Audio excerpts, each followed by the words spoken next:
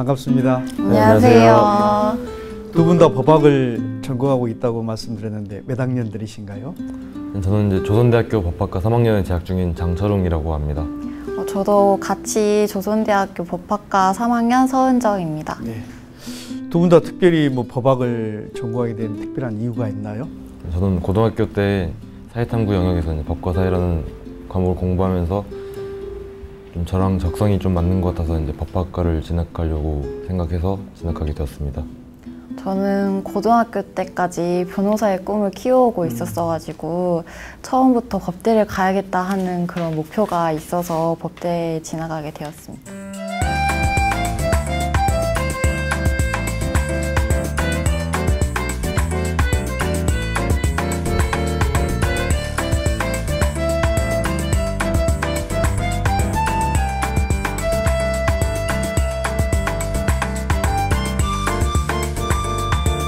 법학을 공부하는데 특별히 어렵지는 않나요? 처음에 이제 1학년 때는 그래도 좀 재밌어서 열심히 했었는데 가면 갈수록 많은 법들이 있고 새로워져서 좀 어려운 것 같습니다. 저는 반대로 처음에는 제 적성에 안 맞는 것 같기도 하고 어려웠는데 갈수록 재미있더라고요, 법을 배우는 게. 네, 참 다행입니다. 저는 오늘 광주지방변호사회를 처음 와보는데요. 들어와서 이제 입구에서 보니까 회의실도 있고 세미나실도 있고 이러는데 혹시 자주 모여서 공부도 하시고 그러시나요? 네, 그렇습니다. 광주지방변호사회 소유 건물이고요. 네네. 6층 건물인데 여기 6층을 변호사회가 사용하고 있습니다. 여기 큰 회의실에서는 변호사회 정기총회도 하고요. 네. 그다음 변호사들이 이 연수회가 많이 있습니다. 네네. 특별히 강사를 초빙해서 공부도 하고 저희 자체 내에서 강의도 하고 있습니다. 또 이제 사무 직원들 연수회도 하고 있고요. 또 로스쿨 출신 변호사님들이 6개월간 연수 기간이 있는데 그 연수도 우리 세미나실에서 대형 회의실에서 이용되고 있습니다. 또 많이 그 민사법학회라든가 각종 학회에서 저희들에게 회관을 사용하겠다고 하면 저희들이 대여해주고 있습니다. 혹시 이제 광주지방변호사회가 정확히 어떤 일을 하는 단체인지 알 수 있을까요? 예. 우리 광주지방변호사회는 1948년도에 설립돼서 벌써 69년째 회를 맡고 있습니다. 네. 광주지방변호사로 되어 있는데 사실은 순천, 목포, 해남, 장흥 지원을 포함해서 광주, 전남 지방변호사회입니다. 우리 회원수는 현재 활동하고 회원수는 약 450명이고 또 휴업하고 있는 회원까지 하면 530명이 이릅니다. 엄청나게 많은 숫자죠. 네, 되게 많네요. 네, 또 회장 1명, 부회장 2명, 상임이사 10분으로 구성되어서 각자 일을 열심히 하고 있고요. 우리 대한민국에는 전국에 14개의 지방 변호사회가 있습니다. 그 중에서도 우리 광주 지방 변호사회가 가장 모범적이고 활발한 활동을 하고 있습니다. 또 우리 광주가 인권 도시답게 또 인권 문제나 또 법관 평가, 검사 평가 부분에 있어서 아주 단연 두각을 나타내고 있습니다. 최병근 변호사님이 이번 제54대 광주지방변호사회로 취임을 하셨잖아요. 변호사회에 대해서 방금 설명해 주셨는데 그렇다면 광주지방변호사회 회장의 역할로서는 무엇이 있는지 말씀해 주실 수 있으시나요? 예, 회장의 임기는 2년입니다. 올해하고 내년인데요. 여러분도 아시다시피 로스쿨 제도를 시행한 이후에 변호사 수가 급격하게 늘어나고 있습니다. 그래서 그런 다양한 변호사들의 갈등을 조정하고 또 화합하고 그런 하나된 변호사회가 되도록 노력하고 있습니다. 또 사실 변호사들의 사기가 많이 떨어진 것도 사실입니다. 그래서 많은 행사를 통해서 서로 화합하고 소통하고 우리가 대한민국의 변호사다는 자부심을 가질 수 있도록 노력하고 있습니다. 광주지방변호사회가 1948년에 설립이 되었잖아요. 네. 근데 회장님께서는 제54대 회장님이신데 그럼 도중에 임기에 변경이 있었나요? 네, 그렇지는 않습니다. 아마 현재는 임기 2년으로 해서 우리 회칙이 규정되어 있습니다만 변호사의 초기에는 임기가 1년인 경우도 많이 있었던 모양입니다. 그래서 제가 54대가 됐습니다. 지난해 국정농단 사건이 드러나면서 이제 많은 국민들이 충격과 실망을 받았잖아요. 근데 그 중에 이제 법조인들에 대한 불신과 이제 실망도 많이 있었는데 혹시 변호사님은 어떠셨을까요? 예, 참 어려운 질문인데요. 이 변호사들도 좀 다양한 스펙트럼을 가지고 있습니다. 당시 대한변협에서도 해당 변호사님에 대한 어떤 징계 문제가 논의되기도 했습니다만 결국은 개인의 정치적 소신에 따른 것으로 보입니다. 대한민국 변호사법 제1조 1항에는 변호사는 기본적 인권을 옹호하고 사회적 정의를 실현함을 사명으로 한다라고 규정하고 있습니다. 물론 개인적 정치적 소신이라 할지라도 이런 변호사의 인권과 사회적 정의 실현에는 사명을 잊지 않도록 해야 될 것 같습니다. 최근에 변호사들의 수가 증가하고 있다고들 이야기를 많이 하잖아요. 근데 여전히 사람들이 변호사들을 찾아가고 상담을 받으러 가는 데 어려움을 겪고 있는 것 같아요. 그러면 현장에서 변호사 이렇게 있으시면서 어떻게 느끼고 계시는지 이야기 한번 해주세요. 예, 제가 1997년에 개업을 하게 됐는데 21년째 변호사하고 있습니다. 당시 제 변호사 등록번호가 4992번이었습니다.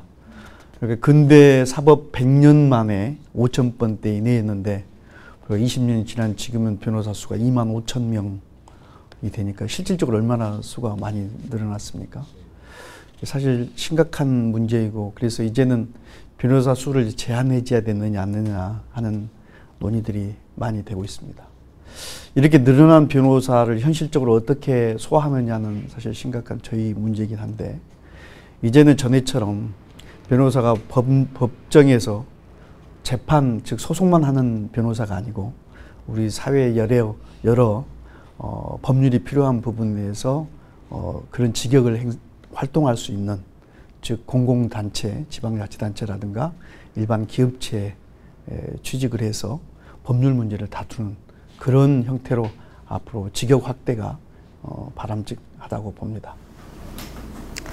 그 외국의 경우는 변호사 문화가 발달되어 있다고 제가 알고 있어요. 네. 그러면은 외국의 경우와 비교했을 때 우리나라는 어떤 점이 개선되어야 된다고 생각하세요?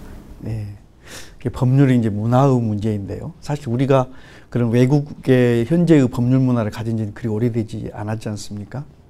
외국에 보면은 뭐 교통사고가 나면 나의 변호사가 있어서 바로 연락하고 하듯이 외국은 예방적인 면에 강합니다. 계약 단계에서부터 변호사를 활용할 수 있는 단계죠. 저는 오래전부터 예방법학이라는 개념을 좀 사용해 왔습니다.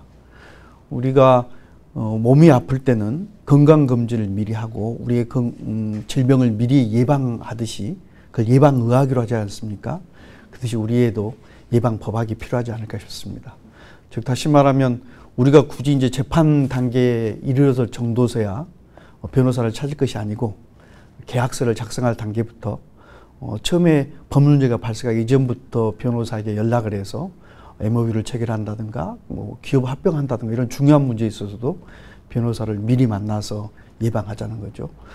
그러면 우리 국민은 굳이 재판까지 가지 않고도 그런 분쟁을 미연에 방지할 수 있고 또 변호사는 물론 저렴하겠지만 많은 법률 문제에 미리 관여하기 때문에 변호사들의 일자리 창출도 돼서 좋은 것입니다. 결국은 우리는 지금 소송 중심의 법률 문화인데 외국처럼 계약 단계부터 관여하는 계약 단계의 법률 문화로 즉 좀 더 선진화된 법률 문화가 정착돼야 되지 않을까 싶습니다. 네, 회장님께서 이제 전대 법대 81학번이신데 혹시 맞으실까요? 네, 그렇습니다. 회장님께서 이제 법학도가 되신 사연이나 특별한 이유가 있으실까요? 글쎄, 사실 저희가 어렸을 때 저희 아버님께서 시골에서 조그만 정미소를 운영하셨습니다. 근데 그때 법적인 인가제도라는 게 정미소로 새로 생겼나 봅니다. 그 법적인 제도를 모르셔서 결국은 외지 분에게 그 정미소를 뺏기다시피 하셨거든요. 그때 상당히 정말 억울해 하셨습니다. 그래서 제 그 어린 마음에도 야, 억울한 것을 풀려면 법을 알아야 되겠구나. 그때도 그런 생각을 하게 됐는데 그래서 아마 그게 인연이 돼서 법학을 전공하게 됐던 것 같습니다. 또 94년에 이제 사법시험에 합격하셨는데 혹시 공부 비결 좀 알 수 있을까요?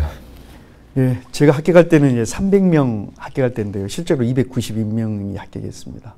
그때 전남대학교에서 3명이 합격을 했었는데요. 그때는 이제 절에서 공부를 많이 할 때였습니다. 그래서 물론 우리 전남대 법대 내에 청운학사라는 곳에서도 공부를 했지만 또 무등산의 규봉암이라는 곳에서도 공부를 했고 또 하동에 있는 쌍계사에서도 공부를 했습니다. 근데 정작 합격하기 직전에는 신림동 고시촌에서 공부를 했는데요. 굉장히 쪽방입니다. 책상 하나 이렇게 딱 넣고 의자를 빼서 앉아서 공부하다가 밤에 잘 때는 의자를 집어넣으면 뒤에 이제 잠잘 수 있는 공간이 생깁니다. 그래서 그런 쪽방인데 지금 생각해보면 그 좁은 장소에서 어떻게 여러 해 동안 공부를 했었는지 잘 모르겠습니다. 제가 경력을 보니까 변호사로도 활동을 하셨지만 지역 시민사회단체 임원 활동도 있으시더라고요. 근데 뭔가 안 어울리는 면도 있는 것 같은데 특별한 이유가 있나요? 제가 좀 성격이 적극적인 편입니다. 그래서 활동을 많이 하게 됐고요. 그러다 보니까 화순 YMC 이사장, 광주 전남 민주언론 시민연합, 라이온스 활동 기타 많이 하게 됐습니다. 근데 변호사는 이렇게 혼자만의 직역이 아닙니다.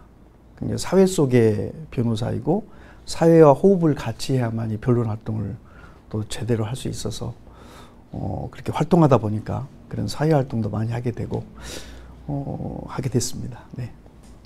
그 변호사 활동을 오랜 기간 하셨잖아요. 그러면 많은 사건 사례들이 있었을 테고 그 중에서도 가장 기억에 남는 사건이 있을 것 같은데 네. 혹시 가장 기억에 남는 사건이 무엇인지 네. 알려주세요. 제가 올해로 21년째 변호사를 하고 있으니까 얼마나 많은 다양한 사건을 많이 해봤겠습니까? 살인 사건도 있었고 무슨 별의별 사건이 있었는데 그 중에 좀 오래된 얘기인데 시골 할머니께서 이웃 토지와 좀 분쟁 사건이 있어서 제가 국선 변론을 하게 됐는데 결국 아무튼 여러 가지 과정 끝에 그분이 이제 선고유예를 받게 됐습니다. 선고유예는 죄는 되지만 선고 자체를 안 하기 때문에 처벌이 안 되는 거거든요. 그 할머니께서 너무 기분이 좋으셨는지 재판 끝나고도 여러 차례 우리 사무실 오시고 또 오실 때마다 어쩔 때는 참기름도 가져오시고 보송분이셨는데 감자도 가져오시고 아무튼 그런 게 기억이 납니다. 보람 있었습니다. 이 질문을 좀 드려도 될지 모르겠는데 많은 분들이 궁금해하실 수도 있어가지고요. 보통 이제 변호사 하면은 이제 고소득 직업이라고 생각들 하시잖아요. 혹시 실제로 그런지 혹시 말씀해 주실 수 있으실까요? 네. 참 그런데요. 전에는 그게 사실이었던 것 같습니다. 근데 여러분도 아시다시피 요즘에 들어서는 변호사 수가 급격히 증가하면서 많이 어려워졌고 오히려 경제적으로 굉장히 어려운 변호사님들도 많이 있습니다. 네, 그래서 우리 이제 로스쿨 출신 변호사님들은 수로 하면은 어떤 개인적인 개업을 하기보다는 로펌이나 개인 사무실에서 봉급을 받고 일하는 형태로 점점 바뀌고 있습니다. 그래서 우리나라도 이제 많이 변하고 있는데요. 앞으로는 개인 변호사 사무실이 아니고 로펌 즉 법무법인 형태로 바뀌면서 이제 변호사들이 봉급을 받고 법률 서비스를 제공하는 그런 형태로 바뀔 것 같습니다. 그래서 전에처럼 변호사를 하면 큰 돈을 벌고 그런 시대는 점점 지나가고 있는 것 같습니다. 그 문재인 대통령이나 고 노무현 대통령을 인권 변호사라고 많이들 기억하고 있으시잖아요. 네. 그 같은 변호사인데도 어떤 분들이 인권 변호사라고 별도로 불리는 걸 보면 그만큼 대한민국 사회가 약자에 대해 소홀히 대해온 건 아닌가 하는 생각이 드는데 변호사님께서는 어떻게 생각하시는지. 예. 아까 제가 변호사법 1조 1항을 말씀드렸듯이 사실 변호사 제도 자체가 국민의 어떤 신체를 보호하고 재산을 보장하는 그런 역할을 하고 있습니다. 다만 특별히 어떤 어려운 사건에 있어서 무료로 봉사하고 보다 사회적 사건에 관심을 갖는 경우에 우리가 인권 변호사로 많이 불리고 있습니다. 사실 독재 시대를 거치면서 그분들의 역할이 굉장히 컸고 그래서 변호사의 위상이 그분들에 의해서 높아졌다고 생각이 됩니다. 물론 많이 부족했지만 현대에 와서 우리도 많이 보완하고 노력하고 있습니다. 우리 광주지방변호사회에서도 보면 소액 사건이라든가 개인 회생 파산에 대해서 아주 저렴한 가격에 또는 무료로 봉사를 하고 있고, 또 다문화 가족이라든가 노인 법률 지원제도, 또 북한 일탈 지원제도 등 많은 사회적 약자, 우리가 말하는 그런 분들을 위해서 또 무료 법률 상담 등 많은 제도를 시행하고 있고, 인권 단체로서 많이 노력하고 있습니다. 저 같은 경우에 광주의 많은 변호사분들이 참 존경스럽다고 느끼는데요. 제가 지금 학교 수업 중에 이제 5.18에 대한 수업을 듣고 있어요. 근데 거기서 이제 배웠는데, 이제 그 당시에 이제 변호사들이 시민들의 입장을 대변하고 이제 계엄군에 대항했다는 대항해왔다고 이제 배웠어요. 네. 근데 광주의 변호사로서 이제 어떻게 느끼시는지? 네. 저는 5.18 당시에 고등학교 3학년이었습니다. 그 유명한 광주 대동고등학교 3학년 때 5.18 민주화 운동을 당했었는데요. 우리 광주에는 고 홍남순 변호사님, 또 현재 생존을 계시는 이경 변호사님 같은 훌륭한 변호사님들이 그때 5.18 민주항쟁 때 방금 그런 일들을 하셨고, 또 그에 옥고를 치르셨습니다. 최근에 우리 홍남순 변호사님의 기념사업회가 결성이 돼서 활동하고 있는데, 저희가 그런 기념사업회도 참여해서 열심히 활동할 그런 생각을 하고 있습니다. 우리 광주 지방변호사도 다른 지방변호사 달리 그런 인권의 도시 광주에서 하고 있답게 저희도 인권이사를 두고 있고, 또 인권구조위원을 두고 있어서 여러 가지 인권 문제에 대해서 많이 관심을 갖고 하고 있습니다. 또 최근에는 전두환 전 대통령의 회고록에서 여러 가지 5.18 폄훼라든가 왜곡된 점에 대해서 저희가 5.18 단체와 함께 법적 대응을 하고 있습니다. 또 우리 인권 단체 변호사답게 또 우리 사회의 어떤 진상 조사를 해야 할 필요가 있다면 저희가 진상조사단을 파견하고, 또 3인 내지 5인의 무료 변호인단을 조직해서 그런 변론도 할 생각입니다. 우리 사회에 그런 어두운 부분이나 꼭 변호사의 조력이 필요한 부분이 있으시면 저희 변호사 단체 연락해 주시면 저희가 적극 나서겠습니다. 최근 사법시험이 폐지가 결정되면서 저희와 같은 젊은이들이 법조인에 대한 꿈을 많이 접는다는 이야기가 많이 들려오고 있습니다. 이런 사법시험 폐지에 대해서 변호사님께서는 어떻게 생각하시나요? 네, 사법시험을 우리는 흔히 사법고시라고 부르고, 또 합격에 대한 꿈을 청운의 꿈 그랬었죠. 또 고시 합격이면 개천에서 용났다고 하고, 신분 상승의 계기로 그런 부러움의 대상이 되기도 했습니다.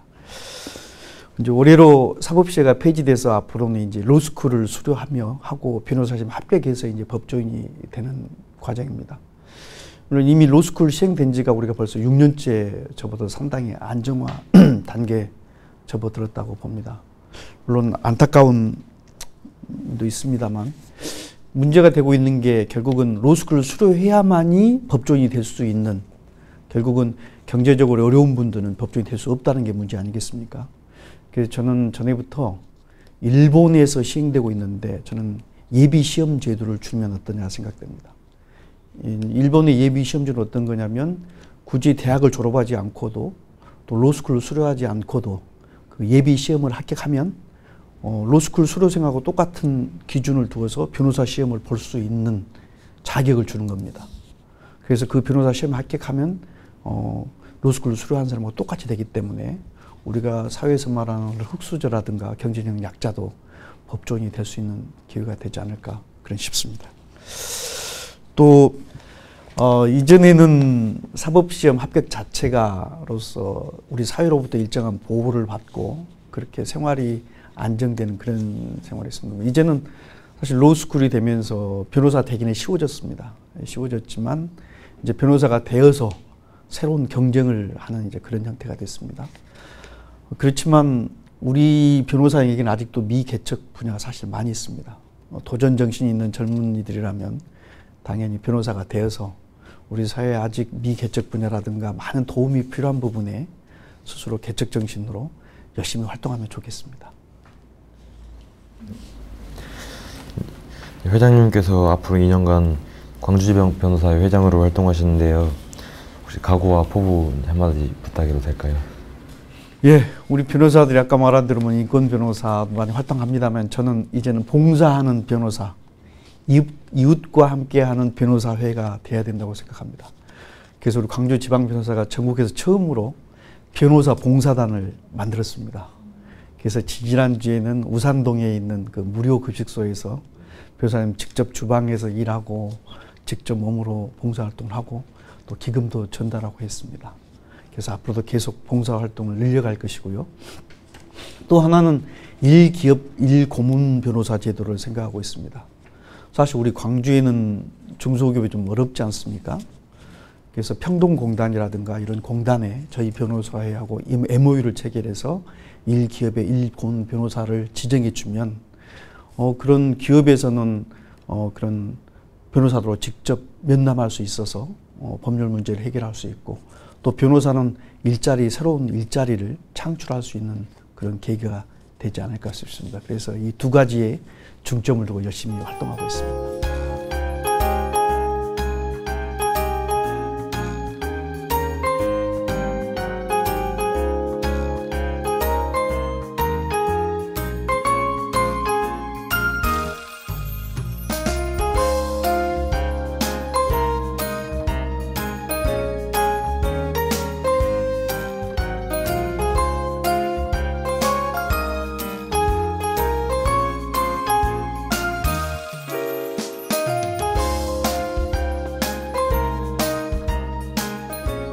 마지막으로 지역의 선배, 인생의 선배로서 미래를 꿈꾸는 젊은이들에게 희망과 격려의 메시지 부탁드릴게요. 네.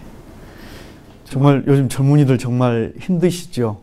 네. 공부하기도 힘들고 공부하고 나서도 결국은 취직 문제도 너무 힘들고 그러실 텐데 저는 그래도 열심히 해야 된다고 생각합니다. 결국은 열심히 하고 한 사람에게만 결국은 결과가 주어지기 때문에 그렇습니다. 저도 정말 농촌에서 시골에서 자라서 어떻게 결국은 사법시험에 합격해서 이렇게 변호사를 하고 있는데요. 저는 성실이 가장 첫째라고 생각합니다. 성실하지 않는 사람은 어떤 일도 할 수 없다고 생각합니다. 저는 전에 후배들한테 그런 얘기를 했는데 다리 밑에 거지도 성실해야만이 그날 따뜻한 밥을 얻어먹을 수 있다 생각합니다. 게으른 사람은 결국 아무 일도 할 수 없습니다. 그래서 변호사에게도 일에는 성실해야 된다 항상 얘기를 합니다. 법정에서 기록을 꼼꼼히 보고 준비를 잘한 변호사를 이길 사람은 없습니다. 그래서 우리 생활에 있어서 성실이 가장 기본이라 생각되고요. 그 다음에 사람을 대할 때는 항상 겸손해야 된다고 생각합니다. 자기가 좀 잘났다고 해서 결국 거만해지고 우쭐하게 되면 결국 그 사람은 실패하게 되어 있습니다. 그래서 사람을 대할 때는 항상 겸손하게 대하자라고 생각합니다. 여러분 리더가 되려면 항상 배려가 가장 중요하지 않나 생각합니다. 전에 리더는 나를 따르라고 해서 앞에 큰 소리 치고 이렇게 뭐 윽박 지르고 이끌 수 있었는지 모르겠지만 지금의 리더는 절대 그래서는 안 된다고 생각합니다. 자기 조직원들 한 명 한 명을 이해하고 배려할 때 결국 그 사람은 진정한 리더가 될 수 있지 않을까 싶습니다. 그래서 두 분께서도 공부할 때 일할 때는 정말 성실하게 일하고 그 다음에 사람을 대할 때 누구를 대하든 정말 겸손하게 대하고 그 다음에 내가 리더가 되고 싶다면 배려하는 그런 마음 자세를 가지면 우리가 흔히 말하는 남들에게 칭찬받고 좀 더 성공할 수 있는 인생이 되지 않을까 싶습니다. 저희가 아직 법에 대해서 많이 배우고 있진 않지만 법학을 공부하는 학생으로서 진짜 변호사님께 직접적으로 이야기를 듣는 게 정말 좋은 시간이었던 것 같아요. 그래서 앞으로 무슨 일을 하더라도 변호사님 말씀처럼 성실을 우선으로 하면서 열심히 하도록 하겠습니다. 감사합니다. 네, 아이고 좋은 말씀이라고 해주시니까 고맙습니다. 두 분께서도 법학을 열심히 공부해서 꼭 변호사가 되어서 우리 사회적 약자, 어려운 이웃들을 위해서 봉사해 주시고요. 마지막으로 제가 한 가지 말씀드리자면 판례를 많이 공부하면 좋겠습니다. 판례를 많이 읽어보시고 판례의 요지만 읽지 마시고 왜 그런 결론이 나왔는지를 설명드리는 그 이유를 충분히 읽고 공부하고 하면 이 사회에 접목시켜서 아주 훌륭한 법조인이 되실 수 있을 것 같습니다. 네, 고맙습니다. 감사합니다. 감사합니다.